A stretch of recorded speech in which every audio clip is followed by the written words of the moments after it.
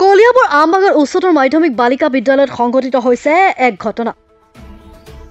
বিদ্যালয়ৰ শ্ৰেণীকোঠাত পাঠদান আৰম্ভ হৈ থকাৰ মাজতে অচেতন হৈ পৰে বিদ্যালয়ৰ 6 গৰাকীকৈ ছাত্ৰী। প্ৰাথমিক চিকিৎসাৰ বাবে আমবাগান চিকিৎসালয়লৈ ছাত্ৰীকেইগৰাকীক বিদ্যালয়ৰ প্ৰধান শিক্ষকে লৈ যায় যদিও উন্নত চিকিৎসাৰ বাবে কলিয়াবৰ সমজিলা চিকিৎসালয়লৈ প্ৰেৰণ কৰে চিকিৎসকে। বৰ্তমানলৈকে সংকটমুক্ত হোৱা নাই ছাত্ৰীকেইগৰাকী। উৎকট গৰমৰ ফলতেই উক্ত ঘটনা সংঘটিত হোৱাৰ আশংকা কৰিছে বিদ্যালয়ৰ কৰ্তৃপক্ষই।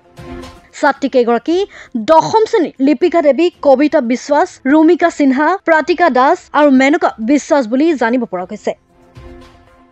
ৰাতিপুৱা প্ৰথম ফাৰ্ষ্ট পিৰিয়ড যেতিয়া হৈ আছিল তেতিয়া মানে 2-3জন ষ্টুডেণ্টে অকণমান মূৰ ঘূৰাইছে, পৰি যাবলৈ ধৰিছে, তেনেকৈ হৈছিল অকণমান।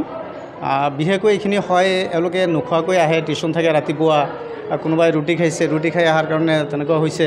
পিছত মই আমবাগান হস্পিটেলত লৈ আহিলোঁ। আমবাগান হস্পিটেলত ৰাখি বেজী দিছে। বেজী দিয়াৰ পিছত জখলাবন্ধা হস্পিটেললৈ পঠাই দিছে। গতিকে জখলাবন্ধা হস্পিটেলত মই নিজৰ গাড়ী দিও মই এজন ষ্টুডেণ্ট লৈ আহিলোঁ আৰু হস্পিটেলৰ যি গাড়ী আছে হস্পিটেলৰ গাড়ী দিও 3জন ষ্টুডেণ্ট অনা হৈছে। এনেকৈ টোটেল 5জন ষ্টুডেণ্ট ইয়াতে আহিছে। আজি জখলাবন্ধা হস্পিটেললৈ অনা হৈছে। আমবাগান গাৰ্লছ হাই স্কুল।